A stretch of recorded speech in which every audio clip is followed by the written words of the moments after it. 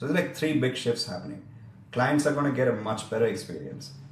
Agents who lean in on technology are going to be way better and close a lot more deals.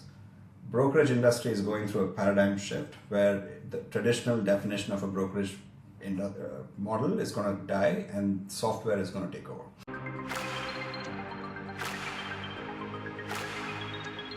Hello and welcome to Fireside with VC. My name is Andrew Romans, and today I'm with one of our portfolio CEOs, Biju Ashokan, who is the CEO of Radius, focused on bringing AI automation and a whole new way for real estate agents to operate. Biju, good to see you. Good to see you, Andrew. Biju, tell me a bit. What does Radius do, and why did you start the company? Yeah, so Radius is an AI brokerage platform which helps brokerages and small teams become more profitable, can increase their conversions of all their agents, and makes it fun to run a business in the brokerage industry, which is not very common right now. Because if you look at most of the brokerages, even the larger ones with hundreds of thousands of agents, they're still not profitable. And that's because their inherent systems rely a lot on back office operations, which has a lot of people supporting them in marketing, in operations, in auditing and compliance. It's dying for a software to optimize that so that brokerages become sexy again. And with all the changes that has happened in AI, I think it's kind of ripe for AI to go into and cut a lot of corners that typically traditional brokerages go through to make this business hot again, right? So, and that's exactly what we do. We go in, depending on the size of the team, we go in, we optimize the entire software platform for them, hitting every phase of the workflow for an agent, and thus saving a lot of money and increasing productivity of each agent in the team, and help them establish their own brand. So that's what Radius does for other brands. So, when I first thought of it, I thought on the individual, I'm a real estate broker. I'm on the sell side. I'm on the buy side of buying or selling some apartment or house or something. That let them do what they're best at. Let them focus on relationships and FaceTime. And they probably hate doing an expense report or other kind of, necessary evil stuff. And that Radius starts to just automate that. And so rather than sell 6 houses a year, she's selling like 20 houses a year. But, it seems like in getting your updates, it's now more of like, okay, you're such a hot real estate agent. You've done well. Your team is building. And if you're going to go from like a one-man band to 200 agents, and brokers, you actually need to streamline your back office. Right, exactly. There's many teams out there, like real estate agents typically, once they get the expertise of like being a good real estate agent and their production goes up, they all have the same dream. They want to set up their own brand. They want to hire more agents. They want their teams to grow. But what they're really, like you said, what they're really good at is the FaceTime, client relationships, sourcing leads, all of that. They're not very good at back office operations, and they don't want to be good at that either, right? Because this one makes a lot more money. The other one is kind of, you need to be in front of a laptop and do stuff, right? Like they don't want to do it. So as they scale, when they hit 5, 10, 20, 30 agents, the complexity of operations becomes double and double every time you hire like 5 agents. So at some point, they just like put a stop to their growth and they just stall there. That's when Radius comes in and says, don't worry, we can take care of compliance, we can take care of documentation, we can take care of recruiting, we can take care of onboarding, we can take care of your branding. We'll set up all the systems in one system with us, instead of you having to like try and download different or sign up on different platforms, and none of these platforms talk to each other. It's just a mess. Agents don't use any of this because of this complex nature. So we try to bring in like an overall solution to the entire brokerage, kind of like a business in a box solution for brokerages. So that way them and their agents can just focus on the things that you said, which is FaceTime, client relationships, and go recruit more agents.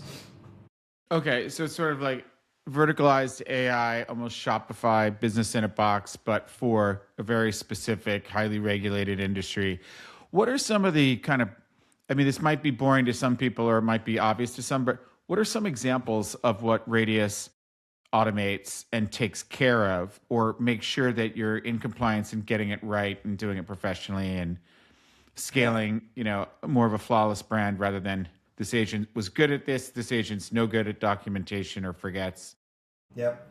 So our software starts from lead generation. As soon as a lead is generated by an agent, our system takes care of the nurturing of that lead, client communication, recommending properties, collecting listing information, giving a valuation report. All of that is in our system, powered by AI. We call our AI assistant Mel. So Mel takes care of all that. So let's say, Andrew, you generate a new lead through Zillow, and the lead comes into our system.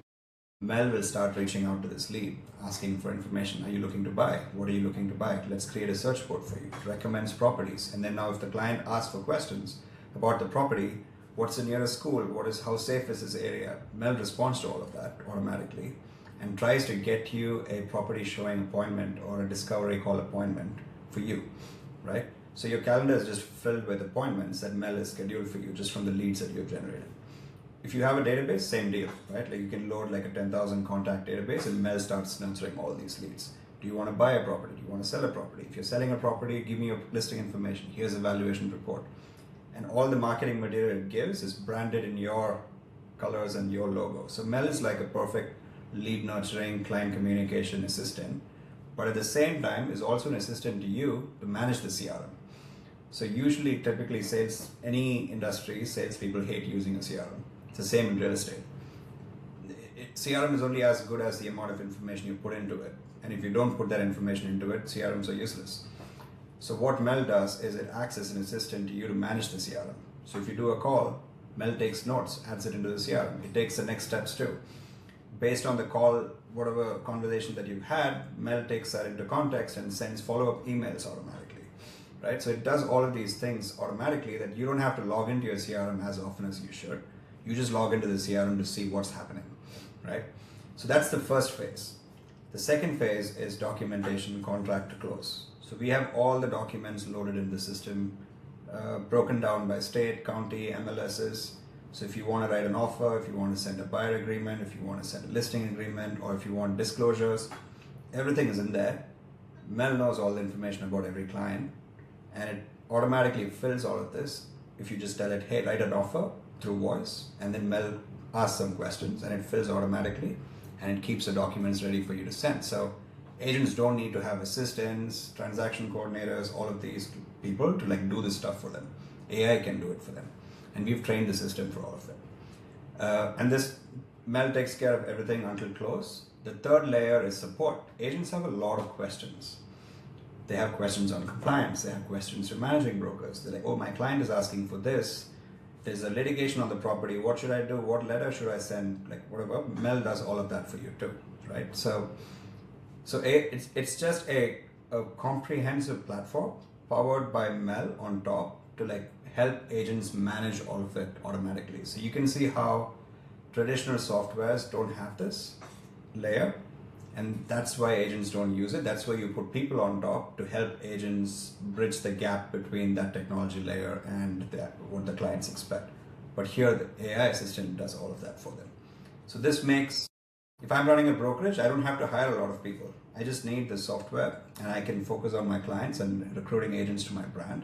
And also my brand becomes really attractive as a whole. When I go and talk to like a team of 5 agents to come and join my brand, they're like, hey, do you have this software? And I just like take the phone, Radius app, and talk to Mel and say, write an offer for me, and it writes an offer. And that is attractive. Or some weird disclosure problem or litigation that must be, I mean, it just increases the velocity, it compresses time, calendar days, speed up, and it really results in how many houses did you sell this year? How many properties did you move? And it must be going up in addition to, kind of Zen. So we're seeing with you guys something that we're seeing with a bunch of our other AI native portfolio companies, where it starts off as kind of passive. Mm-hmm. And, your CRM is only like we invested in Folk, which is like native AI that's going to kill Salesforce. And it starts off as you just like export your data from Salesforce and put it into Folk, and it's better and cheaper. But then it goes from being passive to proactive, and it tells you like, hey, you asked them to answer this question. They haven't responded yet. They prefer WhatsApp or text message. Do you want me to just send this now? or it proactively reminds you to do stuff. It seems like Radius has been making that same sort of transition from past. Maybe talk a little bit about that, and because it's not unique. I mean, it's maybe unique to the brokerage industry with you guys and your kind of market position as a leader, but we kind of see it happening in other AI verticalized industries that Yeah, we're yeah. involved with. I've been talking about this for like a year now. I think a year ago at the same point, I think, like you said, reactive support by AI was like the what everyone was doing, and we started investing in proactive AI because we knew everyone can build a reactive AI. Just get an instance of OpenAI or Claude or whatever, and train it with documents, and you have an AI that supports. But for it to be proactive, it really needs to know stuff. And if you're going to give white label AI solution to a brokerage brand, it needs to know stuff specific to that brand. How do they communicate? How do they talk to their clients? What do they say in the first day? How do they go about doing a discovery call? You need to learn about that. And then Mel starts like being a true assistant and reaches out to clients proactively. Today, if someone asks for a valuation report to an agent, what they typically do is they go to Canva, pull listing information, use their template, put all this stuff in, and they do the math. And there's a lot of work, about 2 hours of work that each agent does to just create one home valuation report. What we've done is skip 3 steps. Mel can create that, and also the agent doesn't need to ask for it because the agent is asking on behalf of the client. Mel proactively creates it and sends it to the client, so the client is never asking the agent, but because the agent's assistant is giving it in advance before the client even asks. So we can do a lot of that stuff proactively with the clients, which makes the agents look really, really good in front of their customers, and they can manage more customers and they can increase their bandwidth in a given time. Yeah. I remember at Raul Vora, we were in the seed round for Superhuman, and Raul was saying, Andrew, I want to make it so that you and I can go hang out in a cafe and talk about whatever for 3 hours while your inbox is receiving emails from a founder seeking funding or something, and the AI is good enough to send a response to the founder saying, can you tell me how much you're raising and any indication of valuation, or where are you guys headquartered? Or, we kind of have the same question on, all the time. And that it can kind of go back and forth a few times before there's actually a human in the loop. Now, you can laugh and joke about my AI is talking to your AI and they're just going back and forth. But at least it should be highly qualified where, it's not like all these disparate WhatsApp messages or something. What level of the interaction, like you're describing somebody loads their database into Mel or Radius, and it starts reaching out to people and asking questions. How much of this is just like Raul's vision of automated email? So let's go back to your example. Let's say you actually have that system set up so that there's an AI managing your email. And if that same system is being used by multiple other investors and VCs, and they all get the same responses. Like if I'm a startup, I'm applying to like 10 different VCs and I get the same exact response. Yeah. You're not going to stand out, right? And why would I take money from you versus someone else if everyone looks and behaves the same? It's the same problem with agents, right? So what we've done is it's not just, we've trained Mel to respond in a certain way, collect information in a certain way. But on top of that, we create an instance of Mel for each client. And they train that instance just by using our system. Calls, their documentation, their emails, their marketing material. They load everything into the system. So Mel learns from that and adapts itself to that one brokerage. So when Mel reaches out to clients of that brokerage or database of that brokerage, it reacts and sends messages differently to another brokerage. So we also want our brands to stand out and give them very easy access to change the AI assistant and train the AI assistant. Yeah. Well, let's talk a little bit about the industry itself and your business model. So, you typically think of, you buy a house, you sell a house. There's 3% to the buyer agent, 3% to the seller agent. What does that look like today in 2026? And what does that mean for the agent? Like, I remember at one point it felt like there was a race to zero, that if you're the best real estate agent in East Hampton with Christie's and Sotheby's and you're selling Billy Joel's house and stuff, you're like, I'm not going to give such a big percentage to Christy Sotheby's. I want more for me. And it felt like a race to zero. And you guys were kind of like, hey, we can be the brokerage that automates so much that we're already at zero. And if it's a race to zero, Radius is already waiting there to clean up and win. That's changed. Yeah. Multiple changes happening at the same time. One, there is a race to zero from a brokerage perspective, right? It used to be 30% to the brokerage. And then 3-4 years ago, it dropped to like 20% and 50%, 15%. And then in the last 2 years, it has dropped to like 5 to 10%. So it is reducing. And the reason why it's reducing is because agents have enough tools to do things themselves. And 20 years ago, they had to rely on the brokerage to get stuff done. Now it's a lot easier to get coached. Just go to YouTube and look for coaching videos. You can get coached pretty easily. There's a lot of systems out there that you don't have to rely on your brokerage to use. Like you can just like mix and match different things and start using. But brokerages still get paid today because there's still a lot of things that they offer that agents cannot do without, like compliance, managing broker support. The tech now more than ever, like brokerages need to embrace that and start having their own tech. Otherwise, agents are not going to join these brokerages. So now agents expect good tech to come from the brokerage, which 95% of brokerages don't have. So there's like a big shift happening in the way brokerages are set up.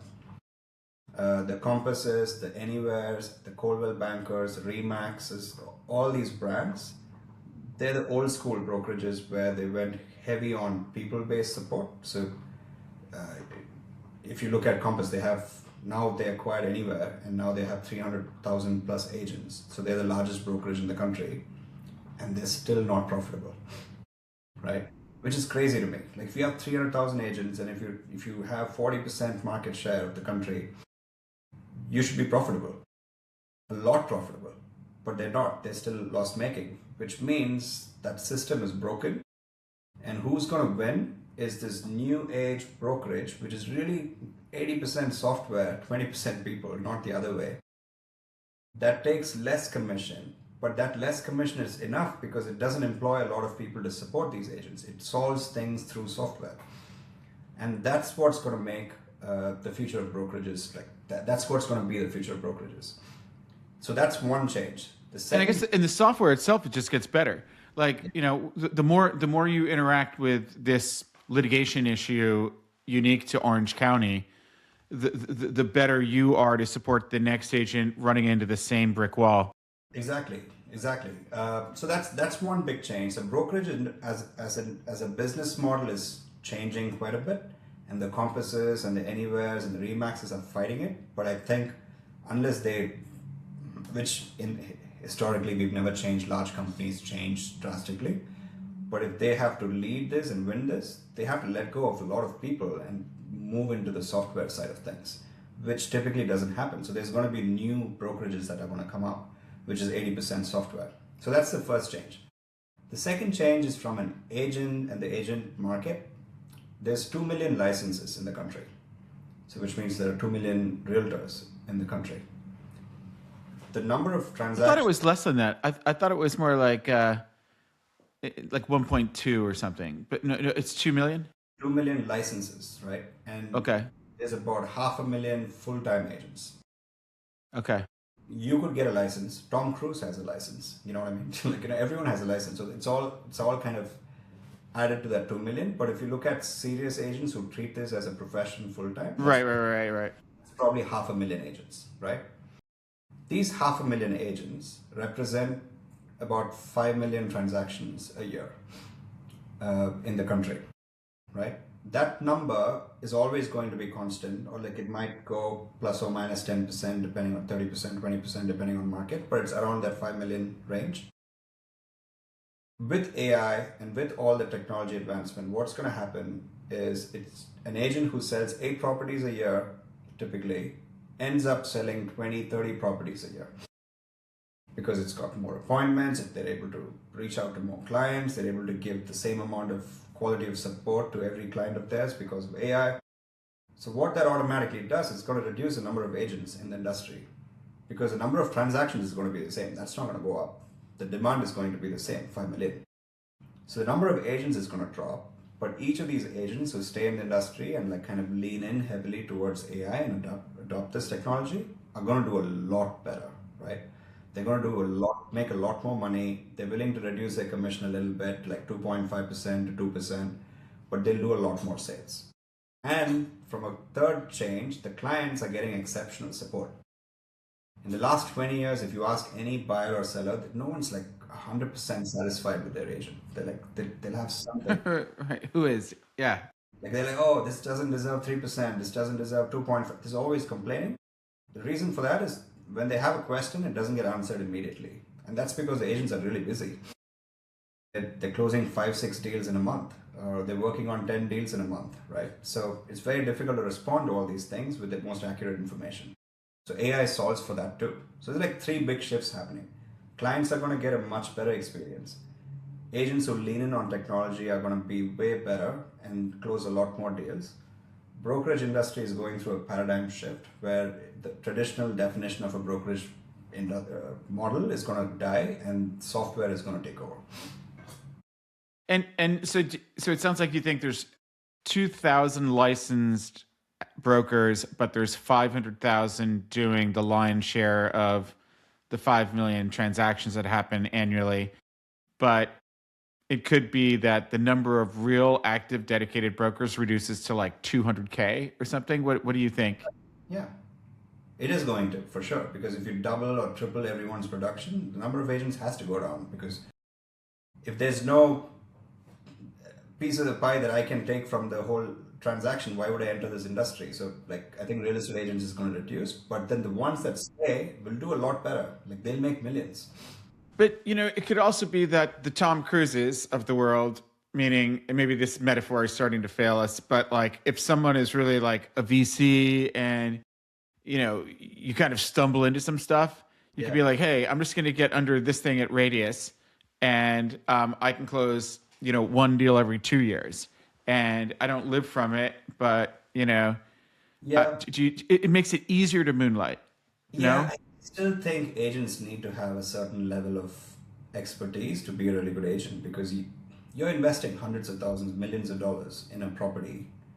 You don't want a part-time agent to come in and just like say, I don't know much, but there's a software that will take Yeah. care of it. You know what I mean? Like it What, needs to be ability. and when the internet, before the internet came along, like before you had like Netscape Mosaic browser, there were a lot of travel agents on every corner in New York City. Like they were everywhere. Every city in the world is full of travel agents. Everyone's got to go somewhere for business or personal sometime. And they really died as a result of the internet. It was like, well, I can just go to BritishAirBA.com and buy that ticket directly from BA, and Kayak and price comparison websites. I think you believe firmly that the human will never be out of the loop, or it'll be like a very small percentage that are like running everything on their, at home NVIDIA computer. Like it's for the freak. There's a huge What do you think? between travel and buying a property, right? Traveling is spending a few thousands of dollars. Here you're spending like hundreds and millions of dollars. You're not going to just click a few buttons and buy a property. I think it's Open Door tried it, Zillow Offers tried it, all of them tried it with selling a property. Like Open Door, 2 years ago, you could go to Open Door, put your address in, they'll give you a valuation, and you can just sell the property there and money comes to you like within days. There's a small market penetration that they could get to, like 2-3%, but eventually it died because everyone wants that little bit more that agents can sell your property for. Okay. And what about pay Wilson Sonsini $1,450 an hour and just rent the expert you need when you need him. Maybe they have access to all of the Radius technology to get the right documentation, and enjoy your hourly rate. And I'm perfectly capable of walking around the property myself and using some scheduling apps and things. What do you think about the?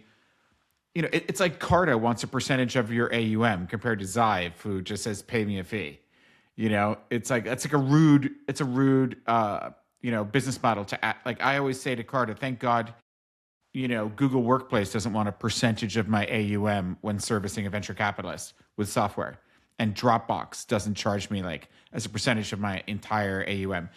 But what do you think about the notion of one day somebody saying, pay us hourly when you need us? Yeah, I think there are some models that tried that in the last few years, but the thing with that is you don't really know when the agents are working for you. You don't have control over it. You might have a question randomly at some point, and you'll ask a question, or like if you're a listing agent, you're setting up you're staging, you're setting up all of those like, things that makes the property look good, doing a lot of background work. Now, how do you kind of ensure, okay, this is 8 hours of agent's time that they spend? It's very difficult to calculate those things. So the industry, every time someone tries something like this, it always goes back to let's pay them on success. Yeah. Yeah. Because I mean, almost like with the lawyers, we should put them on a flat rate. Like one of our companies did a Series A with a ton of safes we're converting. And we said we agreed on not more than 100K. And they tried billing us for 180. I made such a stink, they refunded us 80. And it's a yeah, big firm that you probably know everybody there. So flat rates there's a certain appeal to yeah, knowing what your costs are and not letting it balloon out of control. And some people really, somebody can't sell below a certain price and get hit with a hidden fee. yeah, So I guess yeah, that the non-hidden fee, there's something about that maybe. yeah. I mean, if I have a property that I want to sell, I want my agent to sell it for the maximum dollar. And the agent will only do that if the agent makes maximum dollar, which depends on the price. So the agents and I are both that kind of aligned on the incentives. Aligned and incentivized. Yeah. And I'm not spending any money until the agent sells my property, right? So there's a lot of win-wins there, and most people want that. The majority of like everywhere in the world, that's what they want from an agent. So I think it's very difficult to change that setup. Uh, there have been business models that tried all these things but never picked up. Like Redfin had a salary-based structure where they give you an agent. The agents don't get paid a commission at all. They get a salary from Redfin. You know where that went. It didn't go anywhere. It got acquired by Rocket Mortgage, and Redfin is Yeah. like, Well, it's funny you mentioned Rocket Mortgage's segue because it's obvious that an agent that's using Radius will increase the number of properties they sell and transact per year. It's just, it's empirical data. You can't argue with it. But what about increasing the layers of businesses they get their fingers into, like becoming a mortgage broker? And, you see it in the non-tech world happening to some extent naturally. But like, can you guys help these guys get more of what's happening? You have somebody buying, you have somebody moving. There's a lot of things happening that are going to cost money. And can you guys API into mortgage brokerage and other things to say you're not just going from 6 houses to 26, but now you're yeah, grabbing more wallet of everything that's happening? yeah. We did something better in 2025. We launched Radius Mortgage called Loan Desk, and we also launched Radius Escrow. Radius Escrow and Mortgage, we're experimenting in California. Okay. We do not get paid on the commission that we make through Mortgage and Escrow. But the way we've done it through Mortgage is, let's say you're starting Andrew Realty, and then you have like 20 agents. We tell you, why don't you get a loan officer license? So once you get that license, then you become a co-pilot for Radius Mortgage. So now you become the face of every lender deal that your team closes, but we're actually doing the back office work for you, and then you get it back. So that's how we're doing Radius Mortgage. With Yeah. with escrow, there's no shortcut. Like RESPA compliance, it kind of makes sure that agents never get paid on escrow, but we make sure, like through software, it's very easy for agents to say, click here to open an escrow. It's about convenience. Your clients are happy, and then we also make commission out of it. Yeah. I don't know if you've ever met or come across Keith Kroc. He's like one of the national treasures of the country. He was the founder, CEO of Ariba Software, which had like a 32 billion market cap, and he owned a huge slug of that. And then he got brought in by Benchmark to be the CEO of DocuSign. And I met with Keith in his office in San Francisco right about that time. This is a long time ago. And he is going on about how great DocuSign is. And I said, yeah, Keith, couldn't I just like get together with Biju and like over a long weekend and copy this entire thing? I mean, this signature thing is cool, but is it a real business? I mean, isn't this like a feature that anybody can make? And of course, if Keith were running a pizzeria, you'd want to fund it because he's just a monster machine entrepreneur. But he said, Andrew, I'm going to build this into a huge company just on real estate agents. Real estate agents do everything to get the deal done. And you've got buyer and seller in a court. And all of a sudden, you've literally got broken paper jam, toner, fax machines, problems to actually get signature. If I could make it so people can sign on their phone or sign on the web, I'll have total adoption of all the real estate agents, and then that'll flow in, and that's my wedge point to, conquer the whole world. And then he built a brand. So it's sort of interesting that if you can show, escrow or something that solves a little DocuSign, like how many things have to happen for this thing to result in money in my bank account as an agent? If you can collapse the time on this stuff, mortgages, financing, escrow, title, all that nonsense, That's exactly what probably, yeah, they're gonna embrace it probably. If they can go from like 6 houses to 26 in a year, and they can get a slice of some other stuff, that's great. But that's kind of like what it feels like. Okay, and like maybe before we bounce, you've got a very interesting bird's eye view of data on how many houses or properties are transacting, and great companies like Google were born in recessions. You really chose a great time to go into the real estate agent place where, I mean, I'm sure there's people that were happy to be a real estate agent, but when they couldn't sell enough houses in a year, they were forced to be a goddamn bartender because or go back to whatever they were doing before. Maybe talk a little bit about how the industry has gone with interest rates spiking. There was a COVID boom and then ZERP. Yeah, Like what's going on in the industry across the United States? yeah, you're absolutely right. Like, if I had a choice, I wouldn't start a real estate company in the last 3 years, right? But I happened to be in that industry before that. 2.5 years ago, we had raised like a $13 million round. The plan was to invest that into growth and like really scale, but we also quickly realized in the first 6 or 8 months that the industry is crashing. So we kind of held back and we kind of regrouped and like, okay, what if we just invest in technology for now? Because at the same time, this AI boom is happening. And about 2 years ago, it was still in the nascent stages. And I happen to know a lot more about AI and machine learning because that's what I kind of studied in school and growing up. So I sensed an opportunity. We reduced the number of people we have in our growth team and increased the number of engineers, started spending time into building these softwares. And then the new teams that we started getting over the last year, we promised that in return. We said, we're going to build this, this, and this in AI. And this is what it'll do to your P&L. You'll never need to hire an assistant. You'll never need to hire a VA. You'll never need to hire a transaction coordinator. These assistants are like godlike assistants too. It's like you can have an assistant, you can have a godlike assistant that's got access to everything and knows everything and gets it right. Yeah, so we invested heavily in that space, but at the same time kept our expenses low and burn low. And instead of using that money for 18 months, we still have that money 3 years later, and we are like 6 months away from profitability, right? Because we've gotten enough teams in the pipeline, enough enterprises with high ACVs. Over the last 3 years, 2 years ago, our average ACV was 10,000 per year. And now our average ACV is like 250,000 per year, right? So Whoa, that's crazy. And the reason why we're able to do that is because we made an enterprise software which spans from lead gen all the way to close. So now we're going after 250 agent teams, 200 agent teams. Some just want the software, some want the software and the brokerage license. Now we're thinking of brokerage platform entirely differently. We're like, what if this is just a pricing plan?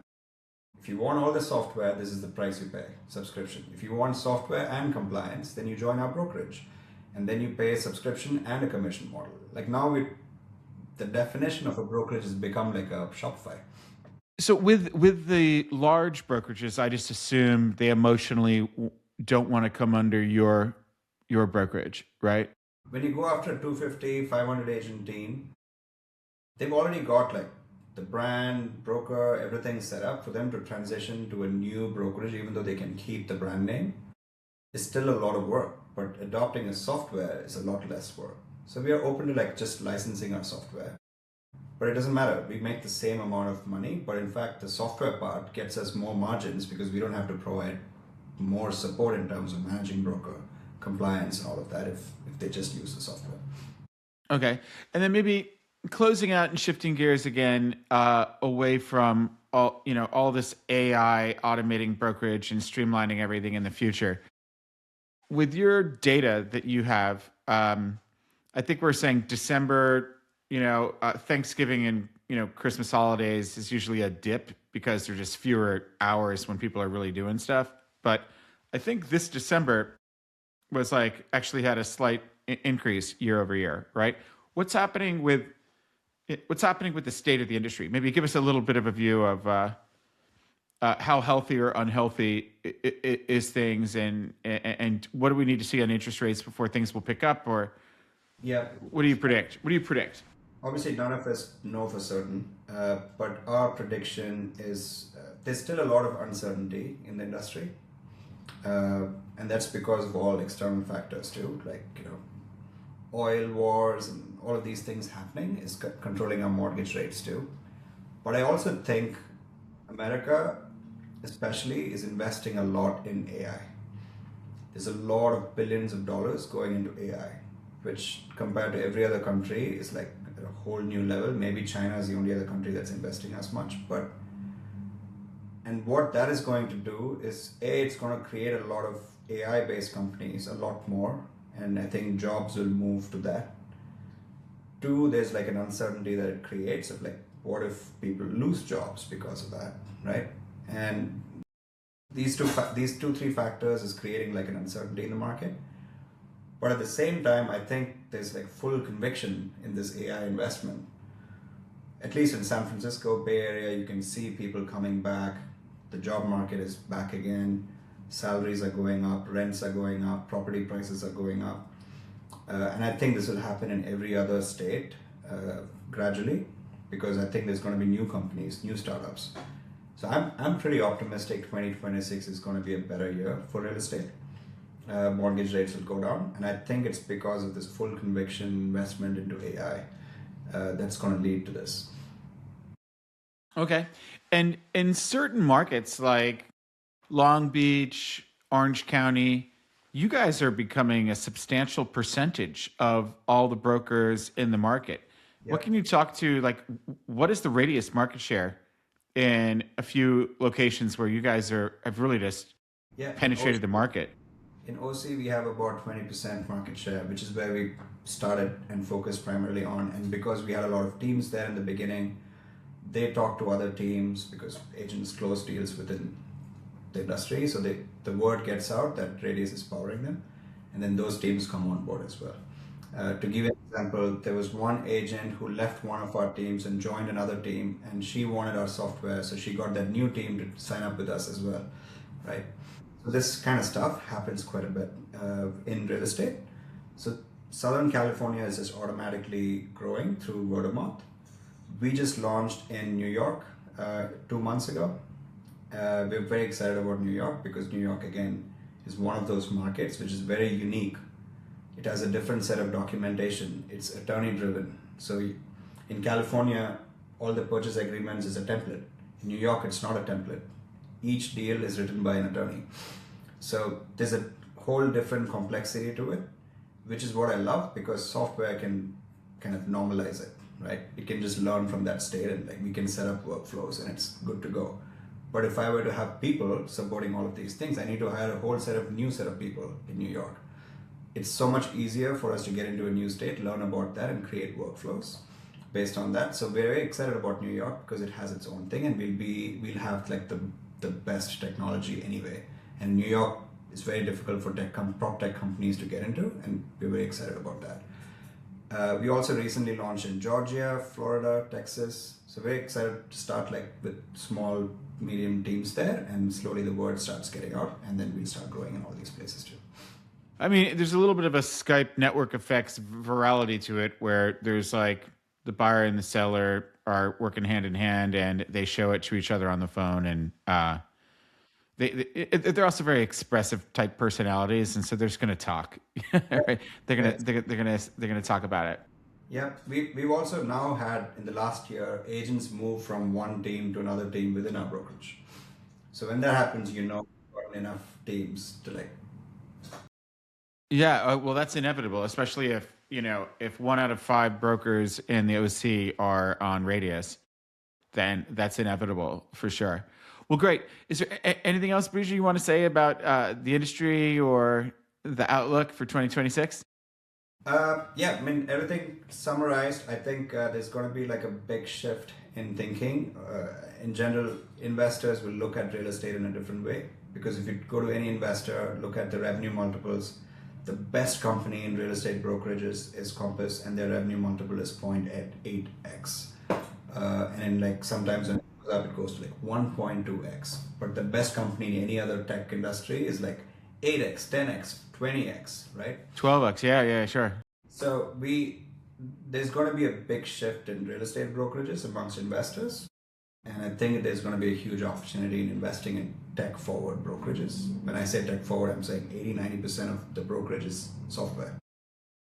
Yep, got it. Well, I share that vision, my friend. Well, good stuff. Great. I'll put your email in the show notes. And as far as like investors can reach out to you and track what you're doing, but also for people in the real estate industry, what's the range in team size? I mean, I guess right now, Radius scales to as big as it gets. And how small? Yeah. So I mean, in the beginning, I remember it was like pretty small. You could take on like anybody. Yeah. So but 2 years ago, our average team size that we took on was like 5 agents. A year ago, it went up to like maybe 10, 20 to 25 agents. This year, we still don't say no to those smaller teams, but now we're okay, so they can still reach out. Yeah, now we're going after 200 agent teams, 250, 500 agent teams. We still haven't built like an outbound engine. We're still functioning on inbound. So the teams that reach out to us now are like the larger teams. Of course, yeah. Well, listen, I think it's exciting, and it's hard for a big aircraft carrier to change if they're all human-based in the back office. And I think it's an opportunity for some really great real estate agents to embrace your tech and with Cult of Personality, just really build a big brokerage that rides your roadmap into the sunset. I think it's great. Well, okay, buddy. All right, good to see you. Thanks for coming on, and bye for now. Thanks, Andrew. Yeah. Okay, bye.